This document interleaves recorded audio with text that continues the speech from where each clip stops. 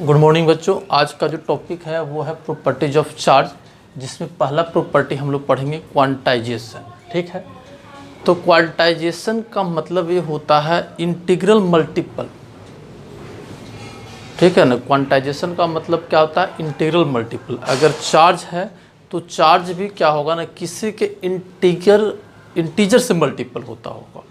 तो हम लोग बोलेंगे कि वो बड़े क्या क्वांटाइज है। जैसे मान लो क्या है ना कि मैन ही है, आदमी ही है। ठीक है ना, तो आदमी की जो संख्या है ना वो जो है आपका क्या है, क्वांटाइज है, मतलब इंटीजर से मल्टीपल होता है।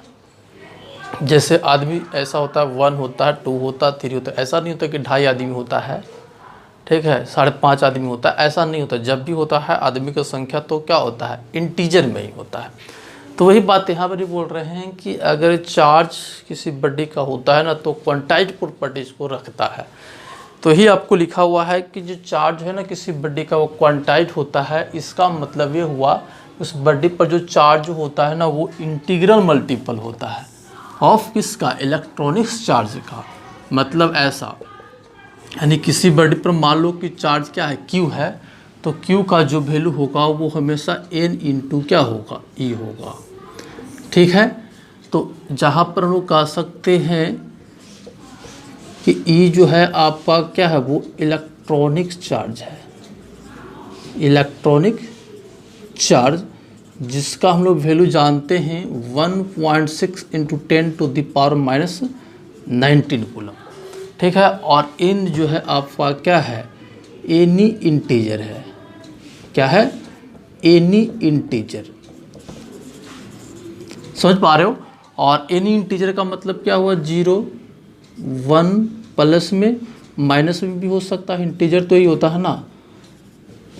इस तरीके से आपका हो गया।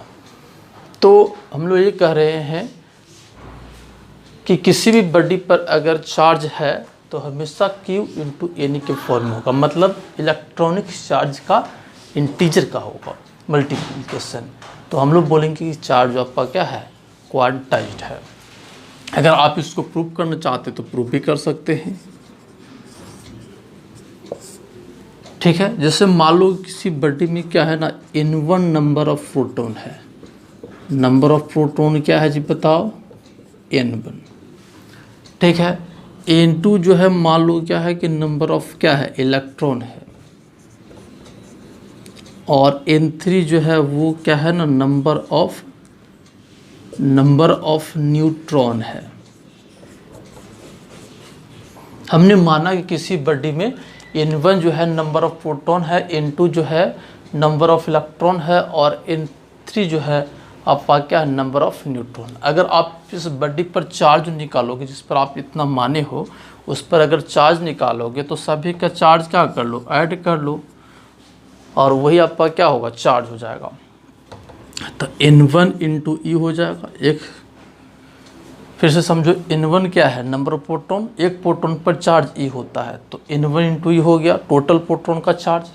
फिर plus N2 into minus E। N2 हो गया नंबर ऑफ इलेक्ट्रॉन, और एक इलेक्ट्रॉन पर चार्ज होता है माइनस E होता है। और फिर प्लस हो गया N3 इंटू 0। न्यूट्रॉन पर तो कोई चार्ज होता नहीं है। चलो इसको और आगे प्रोसीड करो तो हो जाएगा N1 माइनस N2 E हो जाएगा। अब N1 माइनस N2, ये N1 इंटीजर होगा क्योंकि इलेक्ट्रॉन की संख्या, प्रोटॉन की संख्या, ये सब जो होगा वो हमेशा क्या होगा, इंटीजर होगा। तो N1 इंटीजर और N2 इंटीजर। तो इंटीजर में से इंटीजर को माइनस करोगे तो क्या मिलेगा, इंटीजर। तो ये आपको मिलेगा क्या, इंटीजर मिलेगा। ठीक है, और इंटीजर है तो इसको इंटीजर को n से डिनोट कर लो, तो n इंटू क्या होगा, E। इसलिए हम लोग बोलते हैं क्या ना, कि किसी भी बॉडी पर अगर चार्ज होता है तो हमेशा क्या होता है, Q equal to N into E होता है। ठीक है, फिर से मैं इसको रिपीट कर रहा हूँ। चार्ज का प्रॉपर्टी होता है क्वांटाइजेशन। क्वांटाइजेशन का मतलब होता है यहाँ पर कि इस पर चार्ज जो होगा बॉडी पर वो हमेशा Q equal to N into E के फॉर्म में होगा, जहाँ पर E जो होगा वो इलेक्ट्रॉनिक्स चार्ज होगी, जिसका वैल्यू होता है 1.6 × 10⁻⁹ कूलम, और n जो होता है वो कोई इंटीजर होता है। इंटीजर का मतलब पूर्णांक संख्या हिंदी में बोलते हैं 0, 1, 2, 3, प्लस में भी ले सकते हो और माइनस में भी ले सकते हो। इसको प्रूव करने के लिए मैं छोटा सा एग्जांपल लिया हूँ मैं कि मान लो कि n1 जो है नंबर ऑफ प्रोटॉन है, n2 जो है नंबर ऑफ इलेक्ट्रॉन है और n3 जो है नंबर ऑफ न्यूट्रॉन है। ठीक है, तो उस बॉडी पर टोटल चार्ज अगर कैलकुलेट करोगे तो सभी का चार्ज ऐड कर लो। ठीक है, तो n1 into E plus n2 into minus E plus n3 into 0। ठीक है, तो क्योंकि ई जो होता है प्रोटॉन का चार्ज होता है, तो एक प्रोटॉन का चार्ज ई है तो n1 का कितना हो जाए n1 इंटू ई। इसी तरीक़ा से हम लोग ऐसे लिखे हैं n1 माइनस n2 इंटू ई हो गया, तो एक इंटीजर है दूसरा भी इंटीजर है, तो इंटीजर में से इंटीजर को माइनस करो तो इंटीजर मिलेगा। जैसे मान लो कि 10 क्या है, इंटीजर है, उसको 6 से माइनस करो तो 6 क्या है, इंटीजर है। अब 6 मतलब 10 माइनस 6 तो कितना हो गया 4, तो 4 भी क्या होगा, इंटीजर होगा। इसलिए बोले कि n1 माइनस n2 इंटीजर होगा और इंटीजर को n से डिनोट कर लिए तो हो जाएगा n इंटू ई। तो इसलिए किसी बॉडी पर चार्ज होगा वो हमेशा क्या होगा, n इंटू ई के फॉर्म में होगा। ठीक है, चलो देखो आगे। तो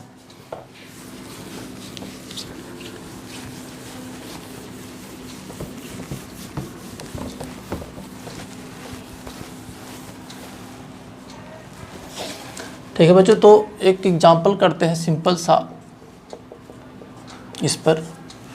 अगर आपको कहा जाए कि if Q is equal to 3.5 into 10 to the power minus 19 coulomb, या फिर ऐसा ले लो Q is equal to 3 into 10 to the power minus 19 coulomb, this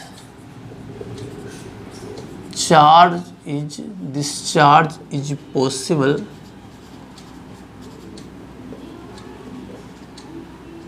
or not।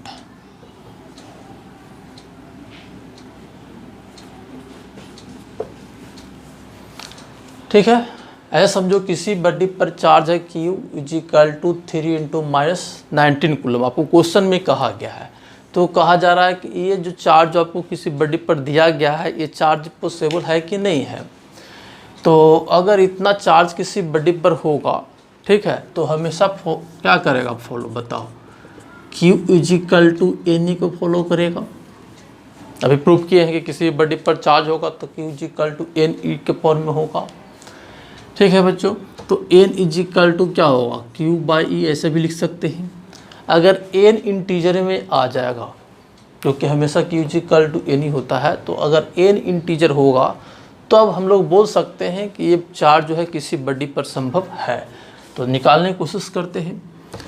तो 3 into 10 to the power minus 19 coulomb by 1.6 into 10 to the power minus 19 coulomb. तो ये से एक कट गया तो हो गया 30 बट्टा, ये किधर चल जाएगा ना 16, इसको डिवाइड करेगा तो 15/8 हो जाएगा, तो 1.7 बचेगा, 70 हो जाएगा, तो 1/72 होता है, तो आपका हो जाएगा 1.8 के आसपास। ठीक है, जो हम लोग कह सकते हैं सिंपल कि क्या है, नॉट इंटीजर, ये इंटीजर नहीं है बच्चों। ठीक है, 1.8 तो इंटीजर नहीं है, इसका मतलब आंसर में क्या हो जाएगा, नॉट पॉसिबल। मतलब ये जो चार्ज किसी बॉडी पर जो दिया हुआ है ये संभव नहीं है, मतलब ऐसा नहीं हो सकता किसी बॉडी पर चार्ज। ठीक है, आपको समझ में आया होगा। फिर से मैं रिपीट कर रहा हूँ, किसी बॉडी पर चार्ज इतना दिया है तो आपसे पूछ रहा है कि चार्ज उस बॉडी का हो सकता है कि नहीं हो सकता। तो हम लोग जानते हैं कि Q is equal to n को फॉर्म हमेशा फॉलो करेगा, तो एन का वैल्यू हम लोग निकाल लिए और चेक करते हैं कि एन का वैल्यू जो है वो इंटीजर है कि नहीं है। अगर इंटीजर है तो संभव है, अगर इंटीजर नहीं है तो संभव नहीं है। तो हमने एक एग्जांपल एक ऐसा बात किया, तो ये हो गया 1.8 आया एन का वैल्यू, जो इंटीजर नहीं है। इंटीजर का मतलब होता है फ्रैक्शन में वैल्यू नहीं होना। तो आपका क्या वो इंटीजर नहीं आया, तो हम लोग कह सकते हैं कि ये जो चार्ज है इस बॉडी पॉसिबल नहीं है। ठीक है, चलो नेक्स्ट क्वेश्चन देखो।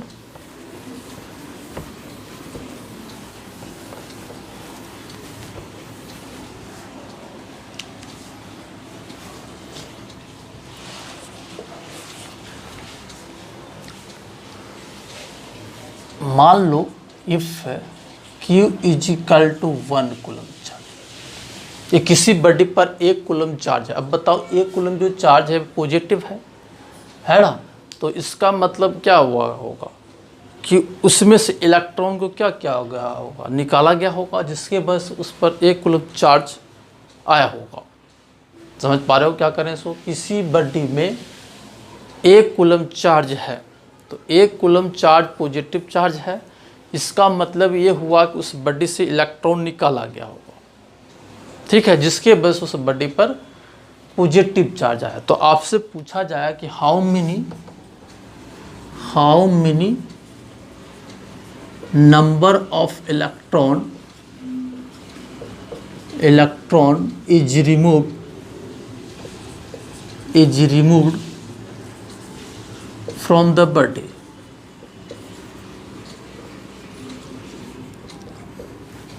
तो आपसे पूछा जाएगा कि कितने नंबर ऑफ इलेक्ट्रॉन बॉडी से निकाला गया होगा, ठीक है।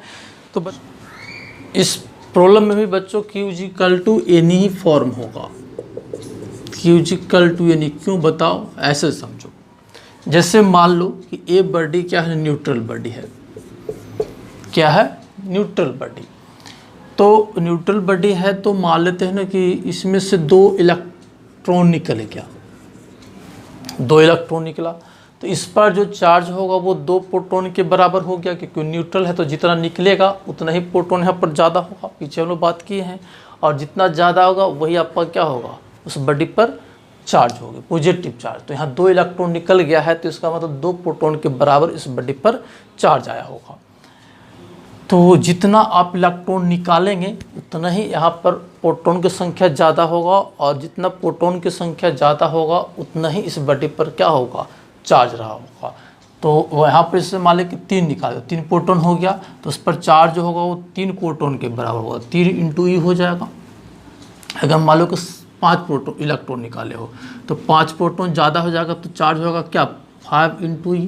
तो इसका मतलब यही हुआ ना कि जितना इलेक्ट्रॉन हमने निकाल रहा है, हम लोग निकाल रहे हैं, उतना ही प्रोटॉन इस पर आ रहा है, और जितना प्रोटॉन इस पर ज़्यादा हो रहा है उतना ही प्रोटॉन के बराबर चार्ज हुआ। यानी 5 इलेक्ट्रॉन निकाले तो 5 E हो जाएगा, 7 इलेक्ट्रॉन निकाले तो 7 E हो जाएगा इस बॉडी पर चार्ज, 10 निकालेंगे तो इस बॉडी पर 10 E हो जाएगा चार्ज। तो कह सकते हो कि Q इक्वल टू एन अगर हम लोग कर लेते हैं तो यहाँ पर क्या हो जाएगा, N जो हो जाएगा वो नंबर ऑफ प्रोटॉन की संख्या जो ज़्यादा है वो कह सकते हो, या फिर जितना इलेक्ट्रॉन निकला है वो बोल सकते हो, ठीक है। तो यहाँ पर आपका Q इक्वल टू एन हो गया। तो हम लोग कह सकते हैं कि N जो है नंबर ऑफ इलेक्ट्रॉन कितना रिमूव हुआ है वो दे देगा, या फिर कह सकते हो कि जितना प्रोटॉन ज़्यादा रहा होगा वो देगा N। तो आपको क्वेश्चन में कह रहा है कितना इलेक्ट्रॉन निकला है, तो Q इक्वल टू एन ही हम लोग लगाएंगे। तो N इक्वल टू हो जाएगा Q/E।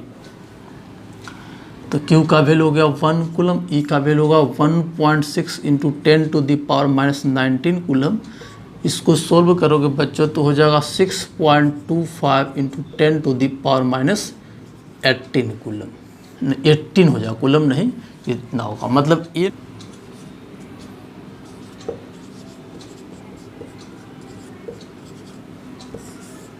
ठीक है। किसी बॉडी पर अगर 1 कूलम चार्ज डेवलप करना चाहते हो तो उस बॉडी से इतने नंबर ऑफ इलेक्ट्रॉन निकालना पड़ेगा, और ये बहुत ज़्यादा इलेक्ट्रॉन है। देखो 10⁻18 है, तो ये बहुत ज़्यादा इलेक्ट्रॉन है। तो हम लोग इसीलिए हम लोग बात करते हैं बार बार कि किसी भी बॉडी पर अगर चार्ज होता है ना, तो प्रैक्टिकली जो वैल्यू होता है वो हमेशा माइक्रो कूलम में होता है। माइक्रो कूलम, पिको कूलम रहेगा, लेकिन मैक्सिमम आपको माइक्रो कूलम में ही चार्ज मिल जाएगा, ठीक है। क्योंकि N का वैल्यू बहुत ज़्यादा है, तो प्रैक्टिकली इतना इलेक्ट्रॉन निकालना संभव नहीं है, कह सकते हो। तो इसलिए आपको जनरली आपको हमेशा माइक्रो कूलम में आपको प्रैक्टिकल वैल्यू मिलेगा, ठीक है। ऐसे तो क्वेश्चन में डायरेक्ट कूलम भी लिख सकते हैं, कितना कूलम चार्ज है, इतना कूलम चार्ज है, लेकिन प्रैक्टिकल वैल्यू जो होता है चार्ज का हमेशा माइक्रो कूलम, पिको कूलम में होता है, ठीक है। तो इसको याद रखेंगे, ऑब्जेक्टिव के व्यू से ये आपको बोर्ड के भी एग्जाम में पूछा जाता है कि 1 कूलम चार्ज कितने इलेक्ट्रॉन के चार्ज के बराबर होता है, ठीक है बच्चों।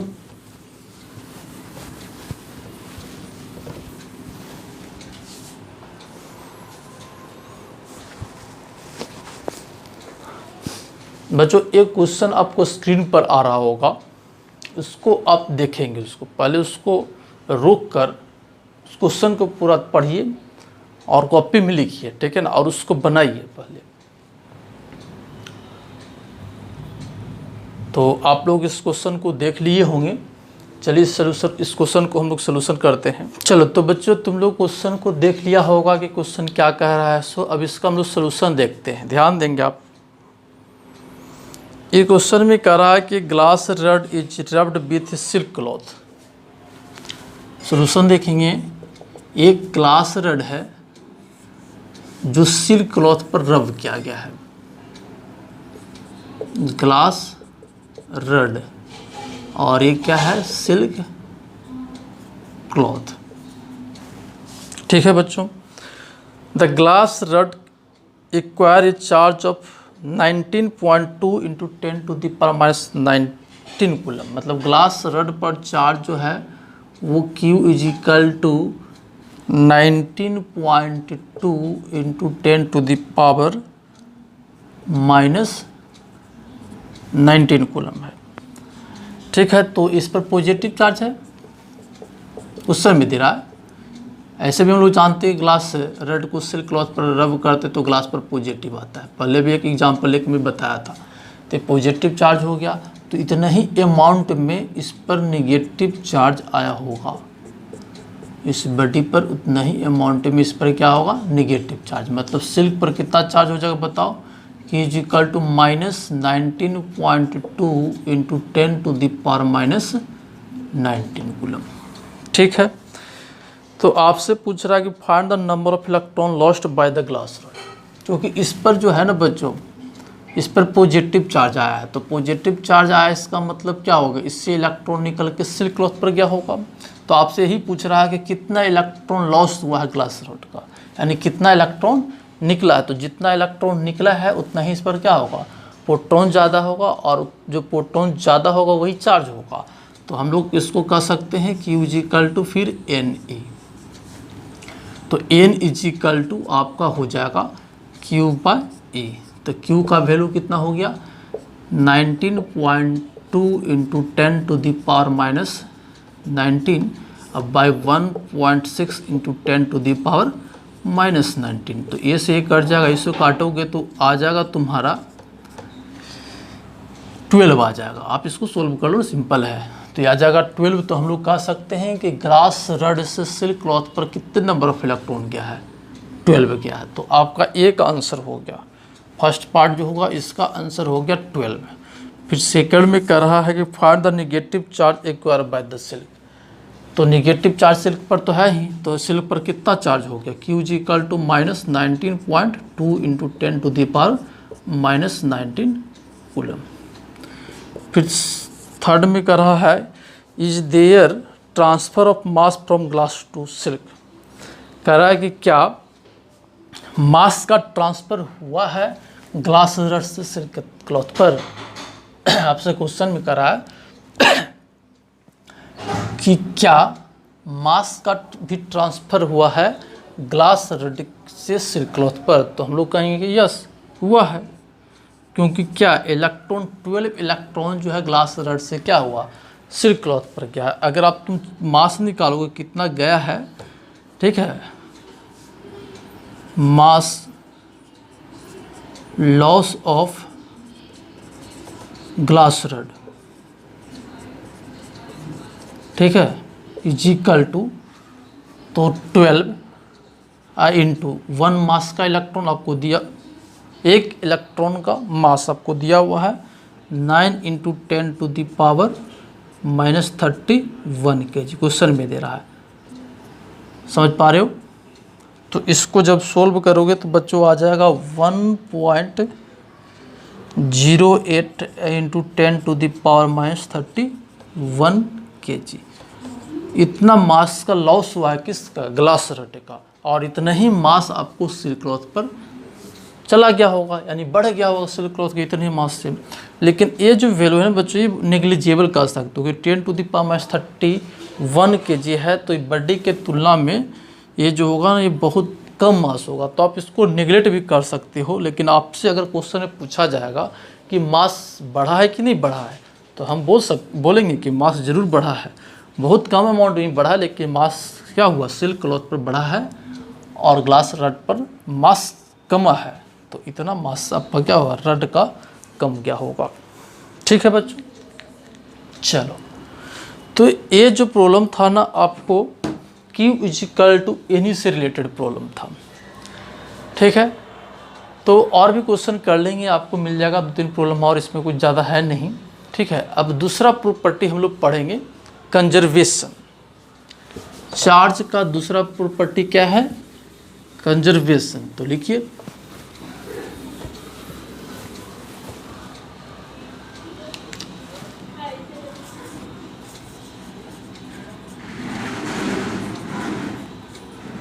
कंजर्वेशन, तो इसमें कुछ लिख लीजिए।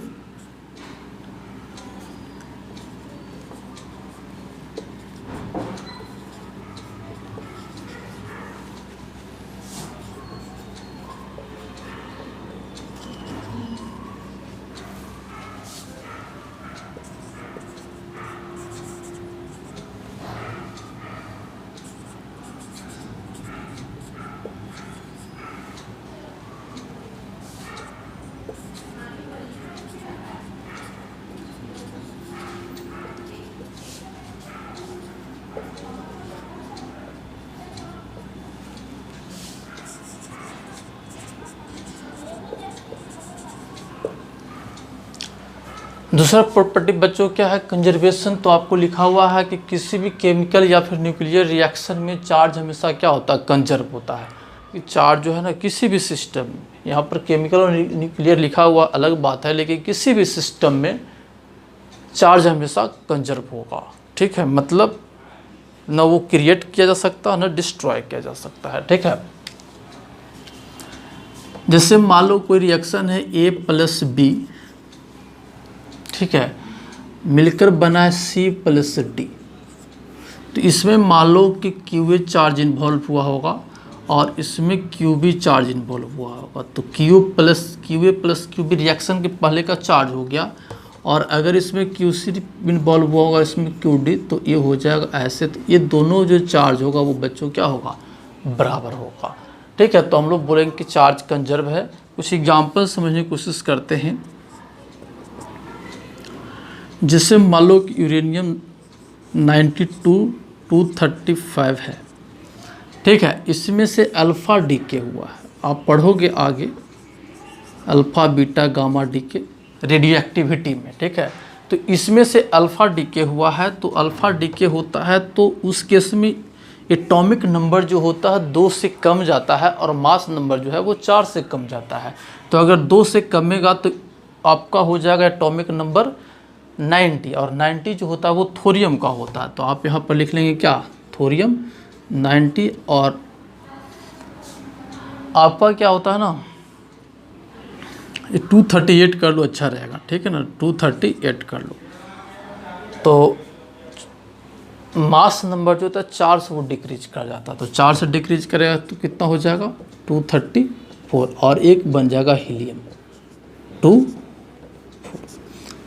ठीक है, तो हम लोग यहाँ पर बोलेंगे क्या ना कि चार्ज का कंजर्व हुआ है। तो कैसे हुआ है समझने की कोशिश करिए।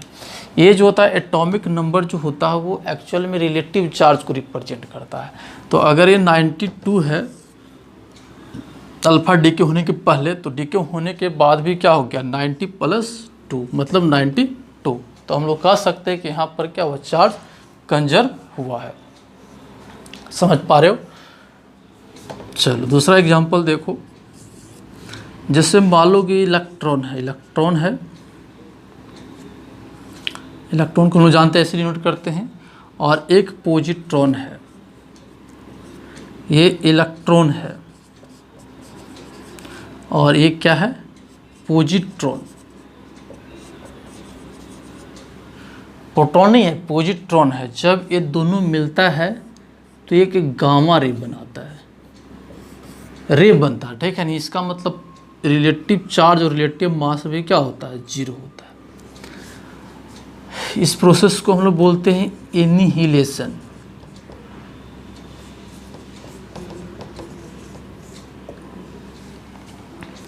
फिर माइनस ये है चार्ज और यहाँ पर प्लस ये चार्ज है, तो माइनस ये प्लस ये क्या हो गया, जीरो हो गया। तो रिएक्शन के पहले जीरो चार्ज था, रिएक्शन के बाद भी क्या है, चार्ज जीरो है, तो हम लोग बोलेंगे कि यहाँ पर भी चार्ज क्या हुआ है, कंजर्व हुआ है। देखो यहाँ पर एक टर्म लिखा हुआ है इनहिलेशन, इसका मतलब क्या है ना कि इलेक्ट्रॉन और क्या है पॉजिट्रॉन एक पार्टिकल है, एक क्या है पार्टिकल, इलेक्ट्रॉन और पॉजिट्रॉन एक क्या है पार्टिकल है, और दोनों जब रिएक्शन किया तो रे में कन्वर्ट हो गया, यानी दो पार्टिकल जो है ना वो रे में कन्वर्ट हो गया है। तो ऐसे को हम लोग प्रोसेस को हम लोग बोलते हैं एनिहिलेशन। मतलब हम लोग समझते ही ना कि जब दो पार्टिकल अगर मिलेगा तो पार्टिकल ही बनेगा, लेकिन ऐसा यहाँ पर नहीं हुआ। जब दो पार्टिकल मिला तो एक गामा रे में निकल गया, एनर्जी के रूप में निकल गया पार्टिकल। तो ऐसे प्रोसेस को हम लोग बोलते हैं एनिहिलेशन बोलते हैं। तो आपका दूसरा एग्जाम्पल हो गया।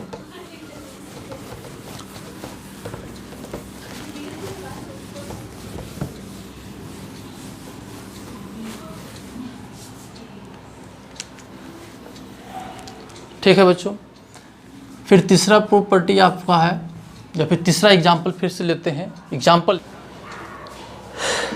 थर्ड एग्जाम्पल देखेंगे आप लोग। एक बॉडी ए है जिस पर चार्ज Q1, दूसरा बॉडी B उस पर चार्ज क्या है Q2। इसको हमने क्या किया ना, टच करवाया। ठीक है, तो टच करवाया तो इस केस में क्या हुआ ना कि चार्ज का रीडिस्ट्रीब्यूशन होगा। ठीक है, क्योंकि एक का पोटेंशियल ज़्यादा होगा, दूसरा का पोटेंशियल कम होगा। ठीक है ना, अगर हमको अभी यहाँ पर किसी को मालूम नहीं है कि किसका पोटेंशियल ज़्यादा किसका पोटेंशियल कम है, लेकिन इतना पता है कि इसका पोटेंशियल अलग है और इसका पोटेंशियल अलग है। जब इसको टच करवाओगे तो पोटेंशियल डिफरेंस होने की वजह से क्या होगा ना, चार्ज का रीडिस्ट्रीब्यूशन हुआ होगा। तो इस पर ऐसा करने से ठीक है रीडिस्ट्रीब्यूट हो गया होगा। और फिर इसको अलग कर लो, ठीक है ना, इसको क्या कर लो, अलग कर लो। तो इस पर चार्ज मान लेते हैं कि Q1 डैश हो गया है और इस पर चार्ज हो गया Q2 डैश। समझ में आ रहा है क्या कर रहे हैं इससे? ये दो बॉडी है, इसको पहले टच करवाया और फिर टच करा के दोनों को अलग कर दिए। तो अलग करे तो इस पर चार्ज अलग हो गया होगा और इस पर चार्ज अलग हो गया होगा। तो बाय कंजर्वेशन तुम कह सकते हो कि दोनों टच करने के पहले चार्ज कितना था, Q1 प्लस Q2, और टच करने के बाद चार्ज हो गया Q1 डैश और क्या होगा Q2 डैश। तो हो जाएगा यहाँ पर Q1 dash plus Q2 dash. अरे हुआ कि नहीं होगा, चार्ज कंजर्व होता है। तो हम लोग कह सकते हैं कि टच करने के पहले चार्ज Q1 प्लस Q2 था, टच करने के बाद चार्ज हो गया Q1 डैश और Q2 डैश। तो पहले चार्ज Q1 प्लस Q2, बाद में चार्ज Q1 डैश और Q2 डैश। तो बाय कंजर्वेशन से हम लोग ये इक्वेशन लिख सकते हैं। इस पर क्वेश्चन आता है तो आगे हम लोग पढ़ेंगे, कूलम्स लॉ पढ़ लेंगे। तो उसके बाद जो हम लोग एप्लीकेशन करेंगे कूलम्स लॉ का, तो वहाँ पर भी इस टाइप के क्वेश्चन को हम लोग देखेंगे, अच्छा से देखेंगे। इस टाइप क्वेश्चन भी मेडिकल में पूछा गया है और बोर्ड में भी पूछा जाता है। तो देखेंगे आगे जब कूलम्स लॉ पढ़ लेंगे तब। ठीक है, तो इसको लिखेंगे। ठीक है बच्चों, तो दूसरा प्रॉपर्टी हम लोग डिस्कस कर लिए क्या, कंजर्वेशन। अब हम लोग पढ़ेंगे एडिटिविटी।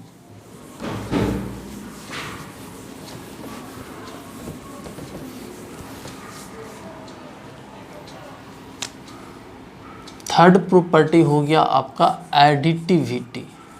प्रॉपर्टी में लिख रहा हूँ, ठीक है ना, किसका, चार्ज का। लिखिए,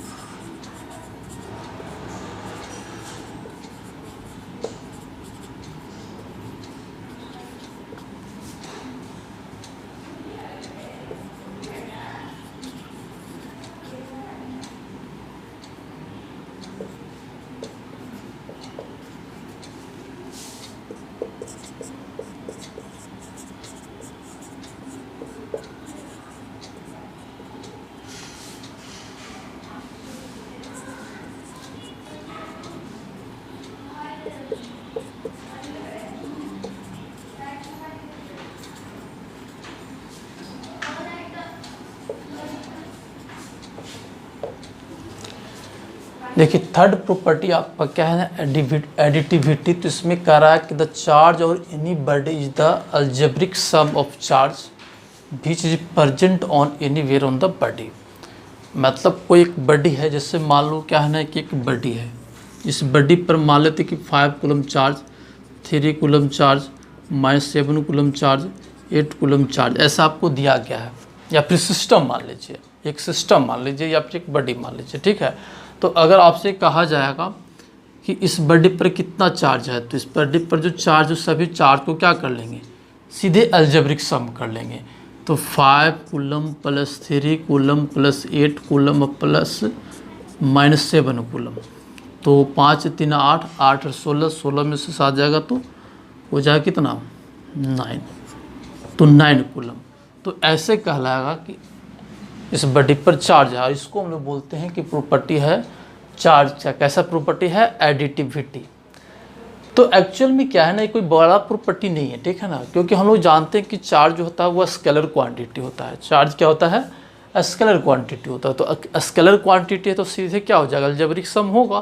तो यहाँ पर भी क्या है, अलजेब्रिक सम हुआ है। लेकिन फिर भी अगर आपको बोर्ड में पूछा जाता है तो आप एडिटिविटी भी प्रॉपर्टी आप मेंशन कर सकते हैं। ऐसे मेन ही 2 ही प्रॉपर्टी होता है इसका, क्वांटाइजेशन, दूसरा क्या होता है, कंजर